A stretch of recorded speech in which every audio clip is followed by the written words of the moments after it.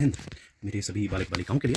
देखिए, आज का जो प्रश्न है वो ये है कि मैं काफ़ी प्रयास करता हूँ या करती हूँ, फिर भी मुझे सफलता नहीं प्राप्त होती है। इसके पीछे क्या कारण है, राइट?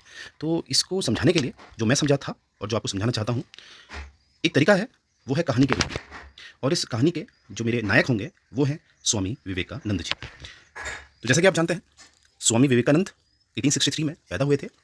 1893 में इन्होंने शिकागो में अपना प्रशंसनीय भाषण दिया था, जिसमें पहली बार इन्होंने जब शुरुआत करी थी उस भाषण की, तो ब्रदर्स एंड सिस्टर्स से करी थी, राइट? और इन्होंने कहीं ना कहीं एक धर्म को एक वैज्ञानिक रूप देने की कोशिश की। तो यहीं से एक कहानी शुरू करते हैं। यही प्रश्न में इन्होंने कहानी दी है, वो हम समझेंगे।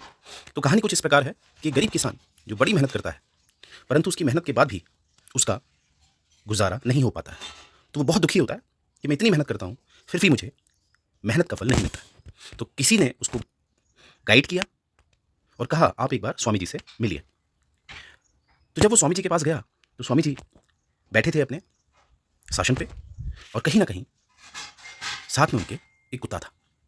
तो जब इस गरीब किसान ने अपनी दुख भरी कहानी स्वामी जी के समक्ष रखी, तो स्वामी जी कुछ समय शांत हुए। फिर उन्होंने उनसे कहा, मैं आपकी जो समस्या है उसका समाधान जरूर दूंगा, पर उससे पहले आप मेरा ये जो कुत्ता है इसको थोड़ा घुमा के ले आइए, आपकी बड़ी कृपा होगी। तो दुखी किसान पहले तो थोड़ा चिंतित हुआ कि मैं अपनी कहानी, अपना दुख स्वामी जी के समक्ष प्रकट कर रहा हूँ। फिर भी स्वामी जी अपने कुत्ते को टहलाने की बात कर रहे हैं। तो एक सम्मान भावना से किसान ने मना नहीं किया और वो कुत्ते को घुमाने ले गया। फिर जब कुत्ता वो घुमाने ले गया, तो कुत्ता काफ़ी दौड़ा भागा, इधर उधर भागा, और अंत में जब वो वापस आए तो कुत्ता स्वामी जी के समक्ष सो गया, थक गया था। तो इसी को देखते हुए स्वामी जी ने दुखी किसान से कहा कि आपने क्या समझा? तो दुखी किसान कुछ समझ नहीं पाया। उसने कहा, स्वामी जी मैं कुछ समझ नहीं पाया। तो स्वामी जी ने बताया कि देखिए, आप जब इस कुत्ते को ले गए, इसने वो सभी प्रयास करे जिसमें इसकी काफ़ी ऊर्जा व्यतीत हुई।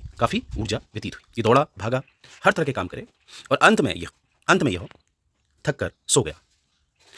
तो यहाँ से आपको क्या समझ में आया? यहाँ से ये समझ में आया, जब आप कोई कार्य बिना उद्देश्य के, बिना नीति के, और बहुत सारे कार्य एक साथ करते हैं, तो अंततः आपको कोई भी सफलता प्राप्त नहीं होती। तो स्वामी जी ने यह समझाने का प्रयास किया कि जब भी आप कोई कार्य करते हैं, तो उसमें उसका उद्देश्य, उसकी नीति, परिश्रम, ये सब पहले से ही समाहित होना चाहिए, तभी आपको सफलता प्राप्त होती है। तो मुझे उम्मीद है ये कहानी मेरे सभी बालक बालिकाओं को समझ में आई होगी। और जो आप तैयारी कर रहे हैं, उस तैयारी में जब तक आपने कोई स्ट्रैटेजी नहीं बना रखी है, आप बहुत सारे एग्जामों की एक साथ तैयारी कर देते हैं, तो कहीं ना कहीं अंत में हमें सफलता नहीं प्राप्त होती है। तो यहीं से मैं ये कहानी का अंत करता हूँ। जय हिंद गाइस।